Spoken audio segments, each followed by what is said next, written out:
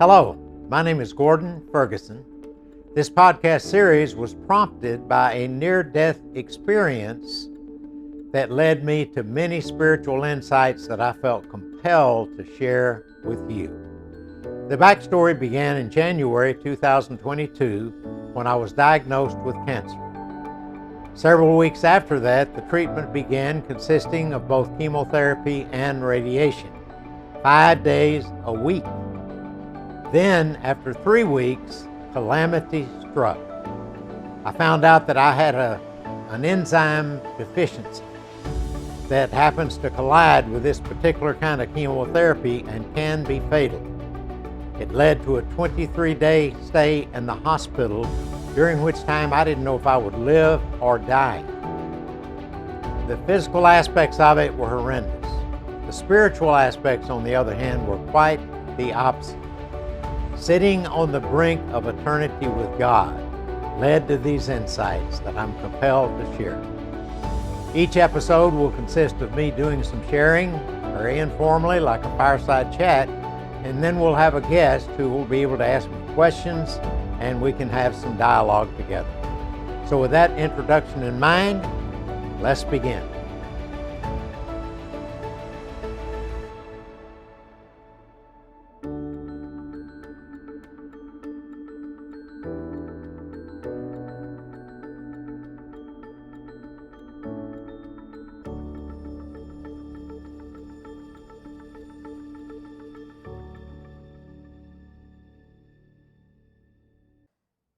Thank you for tuning in to podcast number 1 of a series that grew out of my health experience that I've explained in other places, Facebook and articles and so forth, but I want to put it into a podcast form as I mentioned in the introduction.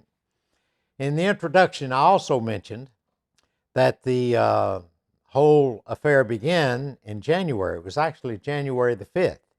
I got a call from a surgeon after a test of tissue evaluation, and she said I definitely had cancer. Well, it was very interesting at that point that it didn't hit me all that much from an emotional standpoint. I think part of it was I'd been going back and forth getting diagnosis of maybe, probably, possibly. All of that had been going on for some months, and so I wasn't exactly surprised. But on the other hand, I wasn't surprised because of a lesson that I had heard decades before. I heard a psychologist who spoke about stress and what it does to the body. And he said that what happens is stress seeks out the weakest place in your body and it manifests itself there. Well, the particular area in which I have cancer, that started to be a problem back when I was 18 years old.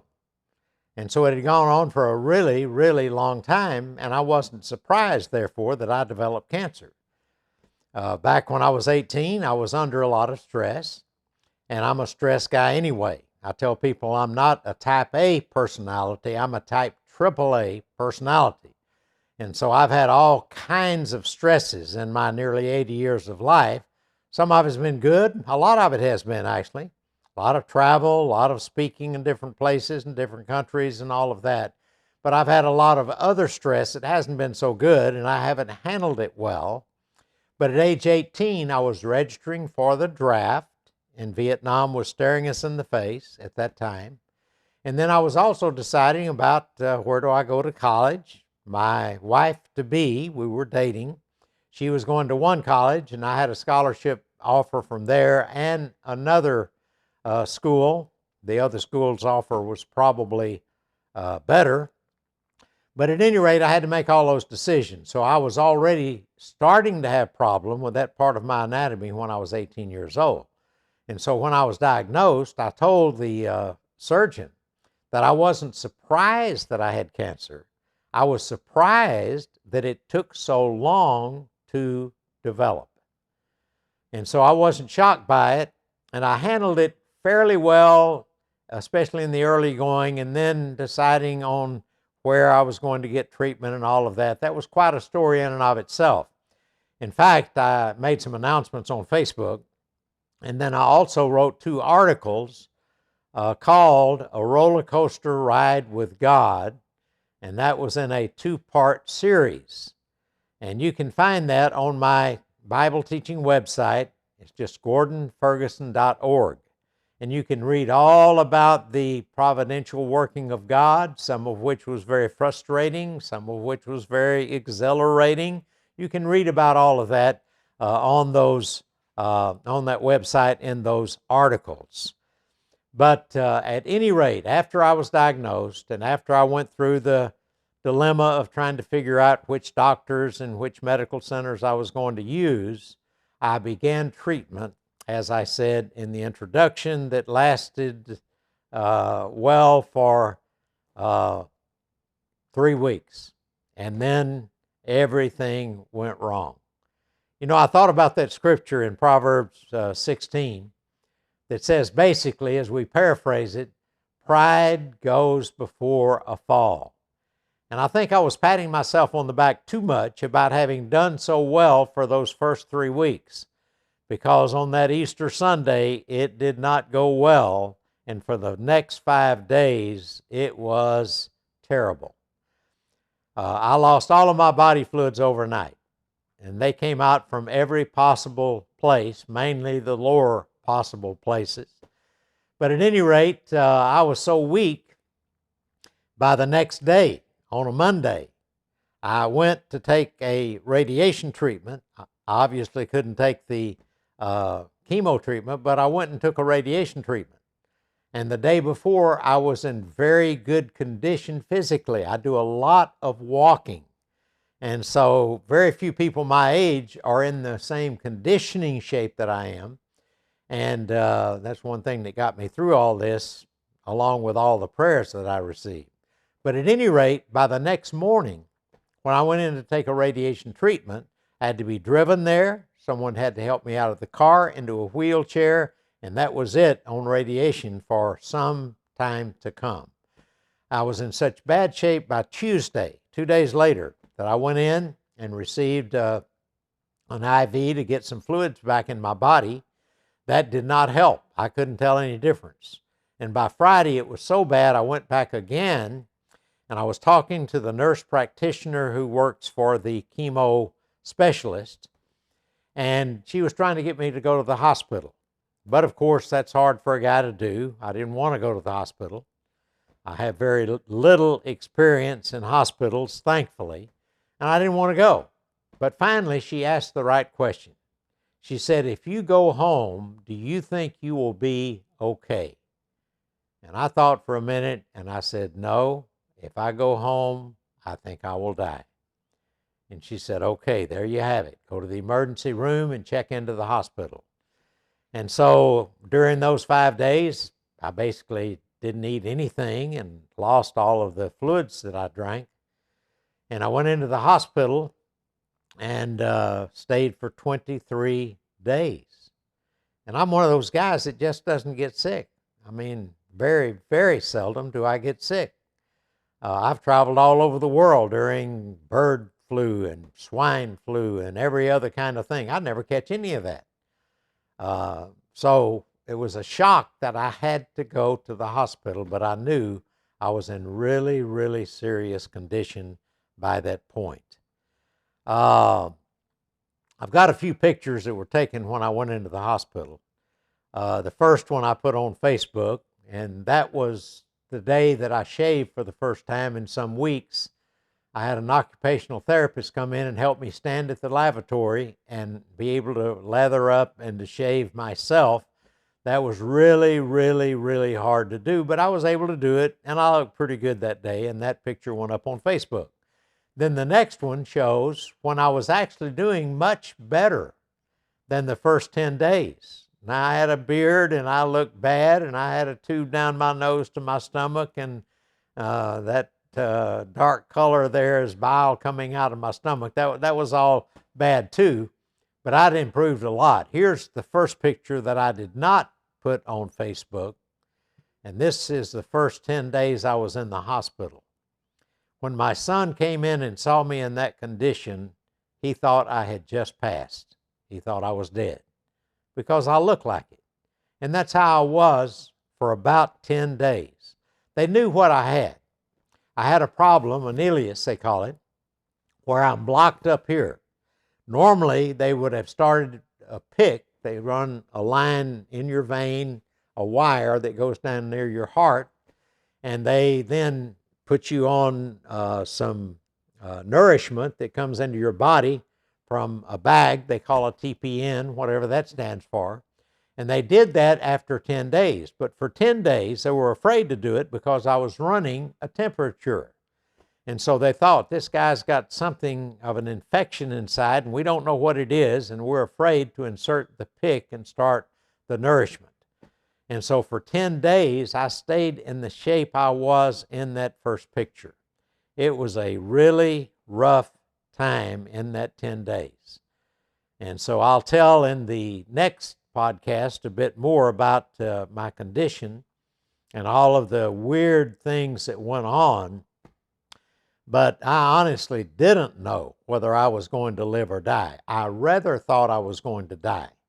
I called my family in. My son and his family live very close to us. His boys are grown, basically. The youngest is now 17. And so I called them in and began giving them instructions about how to take care of my wife if I died, because I thought I might die. And so here I am giving instructions. Part of my family are trying to take the instructions and write them down, financial issues that would be immediate for Teresa if I died, and others are crying because I'm talking like I expect to die, which I pretty well did expect to die. And so that was a wild night. I'll tell more about that one later because there's some lessons involved that are very important. But I did tell my grandsons, I said, guys, I've been trying to teach you how to live for God. I also want to teach you how to die with God well. And so there were some very serious times. I was in and out of it. I had all kinds of different hallucinations and delusions going on. But the point was, I couldn't eat. They wouldn't let me eat. They did give me an IV just to give me fluids. I remember the one time that I actually drank some things, and it all came up with gusto. I had no idea that you could project that far out of your mouth. And the people standing there receiving the brunt end of that, they had no idea somebody could throw up that far either. But it was a wild time that I spent in the hospital, especially those first 10 days. When I did get better, when they put the pick in and started giving me nourishment, I started getting better. And finally then, after 13 more days, I got out of the hospital, 23 days in total. But at some point near the end, when I was either doing much better or I had perhaps gotten home, I talked to my old friend Tom Jones, who knows me better than anyone on earth right now, besides my wife. And so Tom told me later, he asked me a question. Have you ever thought that you might be bipolar? And I sort of laughed and I said, why would you think that, Tom? No, I don't think I'm bipolar. I've never thought that. He said, well, you were in sort of a manic state when you talked to me. And the more I thought about it, the more I realized that I was in a euphoric state. There was something about what had occurred between me and God in the hospital that did something to me emotionally that was pretty dramatic. In fact, I wrote in Facebook later, I've got to put this into a podcast format. I have to share this with people. I had so many spiritual insights. I have to share these things. But when Tom first asked the question, I laughed and said, Tom, listen, man, you know me. You know that I am on the depressive side, and that is the bigger challenge that I have. Being on the manic side is unusual. But I was euphoric. And I think for a lot of reasons, some of which I can explain, some of which I have no idea, except something happened with me and God that gave me a view of Him and a view of me and a view of the two of us that was a game changer for me. Now, the last picture I'm going to show you here is a shot of a big Coke, as you can see. During that first 10 days, they were giving me an IV, but I had lost all of my body fluids and I was incredibly thirsty. And for some reason, I fixated on the idea of a huge Coke and drinking one, and maybe 2 or 3 or 4 or 10. I also thought about a strawberry soda of some type. I don't know how that one got into my mind. I never drink strawberry sodas. But anyway, I thought about that one. And my honest thought was, if I can focus on getting well enough to drink some of these, that might be enough to help me stay alive, because I was in real question about whether I would stay alive or not. And so for some days, I thought about a Coke, and I thought about a strawberry drink, and I thought about how to stay alive. And so that is a bit more of the backstory, along with the introduction, but a bit more of the backstory from the physical side of things. And so it was a wild affair like nothing I've ever gone through before. But basically, the way I think of it and thought of it at the time is that I am sitting with God on the brink of eternity, not knowing which way it will go. And there was something that happened to me spiritually that led to me sharing with you today. So that's the end of my presentation part, but I'm going to join a guest, and she's going to be able to ask me some questions about this episode, because I know a lot of you will have questions. And she's going to answer some questions, and I think that will give us two different settings, two different formats for this podcast today and for the rest of those in the series. So we'll take a break, and I'll be with Yuliana in a moment, pardon me, and be able to answer some of her questions that she has. Thank you very much.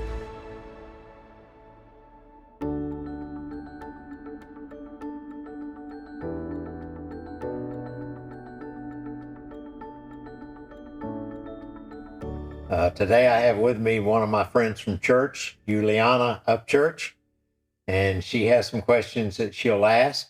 So what do you want to start with? So my first question is, can you tell me what you learned about stress causing cancer, and if it manifests in certain parts of the body? Where did you learn that from?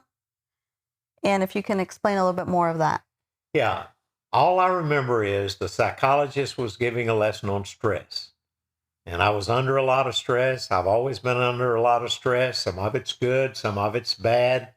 But because I've traveled the world and done a lot of different things through the years in ministry, I've always been under stress. But I'm a type A guy. I have trouble sleeping. I get wound up too easily.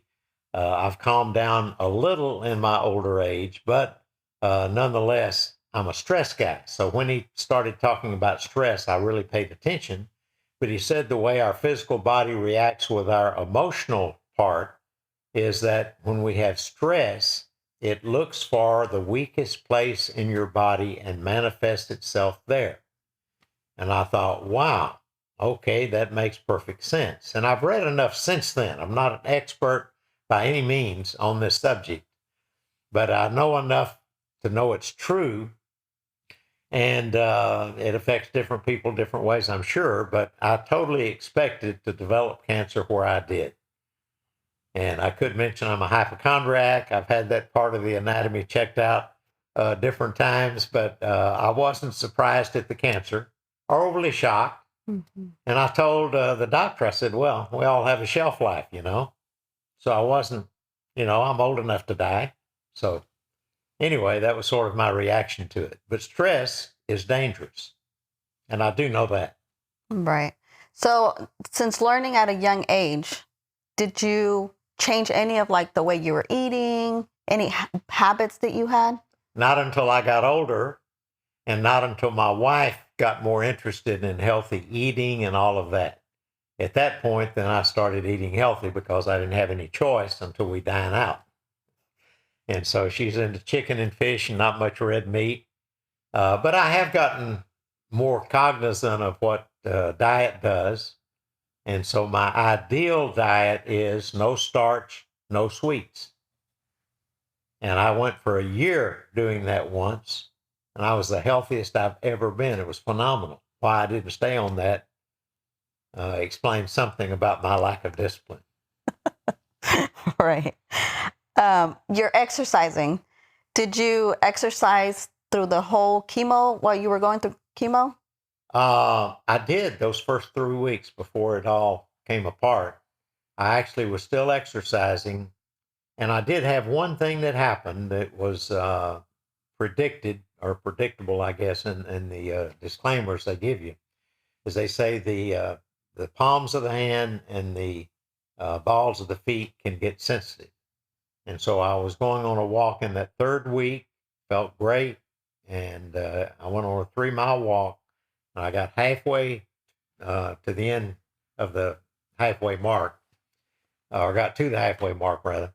And at that point, my foot started hurting terribly. And so I limped all the way home. I had a big blister about the size of a 50-cent piece. I took a picture of it. I sent it to an internist friend of mine in Phoenix.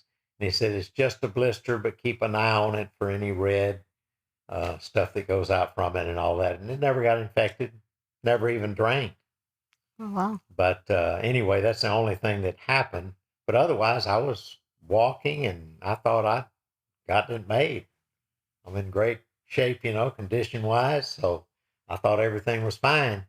But on that Easter afternoon, after our family left, we had an Easter lunch together.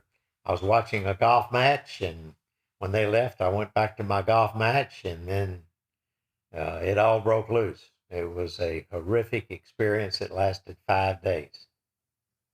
When you hear the word cancer, what goes through your mind? Did your perspective of God change, or how did you wrap your mind around that word?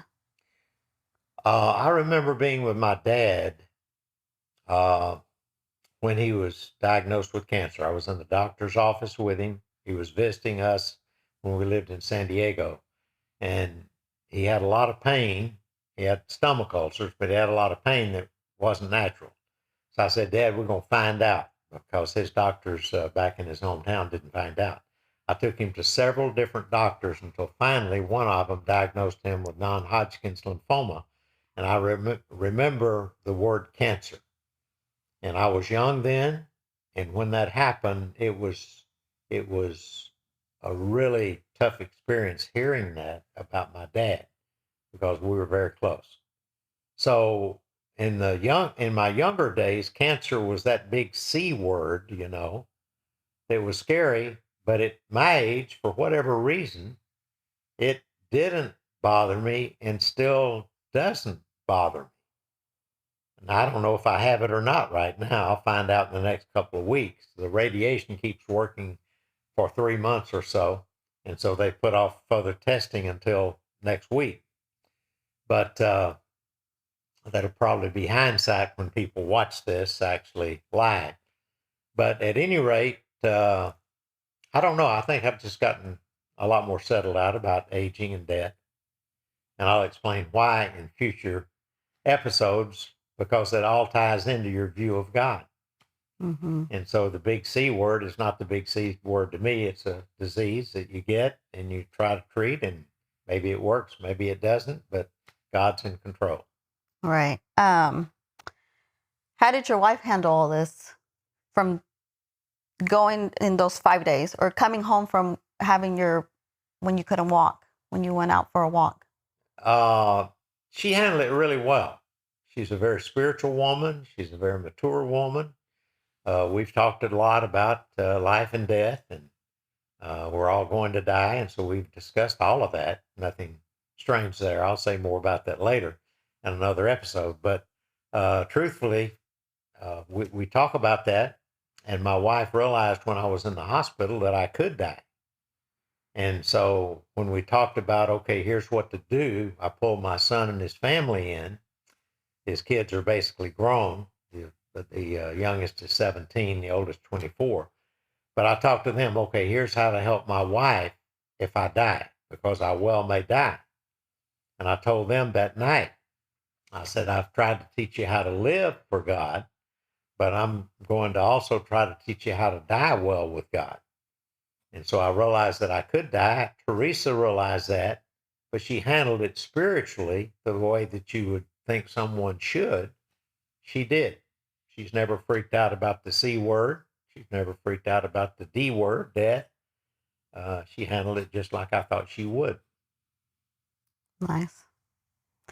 How did you, can you explain more of the euphoric state you were in and what contributed to that? I'm going to get into the contributions to it later, but it still is a bit of a mystery. I mean, when I say I was in a euphoric state, it was that. And I understand why Tom Jones thought maybe I was in a manic state and had a condition that I wasn't aware of. But he knows me well enough, he quickly dismissed that idea. But there were a number of things that contributed to it. But somehow I think it was the fact that I couldn't sleep. And so I spent much of the nights, especially after the first 10 days when I started getting some intravenous food, basically. After I got better, uh, from that point forward, I still couldn't sleep. And so I was conscious of just talking to God and thinking about Him and thinking about me and what is He really like. In fact, my greatest insight in all of this was something about God that is clear in the Bible, but I don't think most people grasp. I don't think I did, and it's a game changer. So I'll get into that one about episode 5. But there were a number of things, but I can't totally explain it. And it wasn't the fact that I lived and didn't die, because I kind of second guessed whether I wanted to live or die. When you first hear the nurse tell you that if you felt okay to go home, what went through your head to thinking, no, I can die? Like, what made you decide that? What were you feeling? What were your state of mind? You know, I don't, by the time the nurse told me I could go home or probably would be going home soon, I was a lot better. So the first 10 days were that one picture, the third one that I showed, when I was just out of it. The odd thing is, as much out of it as I was having hallucinations and delusions. And it was a very weird time. But in spite of that, when a doctor would come in and start asking questions, I could somehow get out of that condition and actually talk and make sense. That was strange because most of the time it was delusional, but I could kick out of it. And I was in the University of Texas Southwestern system, and that's a medical school, a teaching hospital, they call it. So I saw all kinds of specialists, but even the teachers in the school who are doctors there, they would send in students, medical students, to ask me questions. That's a part of their curriculum, is to talk to patients. And I'm thinking, why are they sending people in here? I'm about to die. But I would try to rally and to answer them as best I could. But I was surprised that I could actually get out of that state where everything didn't make sense to the point that I could make sense. But by the time the nurse said, we think you're going to be able to get out of here, or the doctor, or whoever, by then I was doing enough better that I thought, no, I'm going to live. You got another question? If you don't, I can ask you one. Okay, you ask one. Okay, so when you hear me talking about all this, and we're talking about serious things and nearly dying and cancer and all of that, how does that strike you as someone who's half my age? That I need to mentally prepare myself more. The word cancer like scares me. Mm-hmm. And I am one that stresses a lot. Yeah. And I know my husband always tells me that stress, it's bad. Whatever you speak into yourself, you most likely will bring it in. Uh-huh. But yeah, no, I'll be honest, I am scared of death. Like, I don't ever want to die. Yeah, but you are going to. Yes, I know. Well, when I was young, I heard the old guys say, you're going to be shocked at how fast life goes by. And I actually believed them because there's so many verses in the Bible that talk about, life is like a vapor. It's like ships passing in the night. It's swifter than a weaver's shuttle, which no one knows what is these days. But anyway, I bought into that and thought, well, they say it'll go by fast, and it does. And if you're fortunate, one day you'll be on the 80 mark. I'll be 80 next month. But one day you'll be 80 if you're lucky. And you'll think, wow, what happened to all those years? But it is very important to prepare, Yuliana, for the fact that you will age, and there'll be things that go with that, and you'll have to be prepared for that. But you'll also have to be prepared for death. Right. And, things in the Bible, like Paul said, it's better to die and be with Christ. I'd rather do that. You have to figure out how to take those things seriously and make them your own. Mm-hmm. So were you, before all this, were you prepared?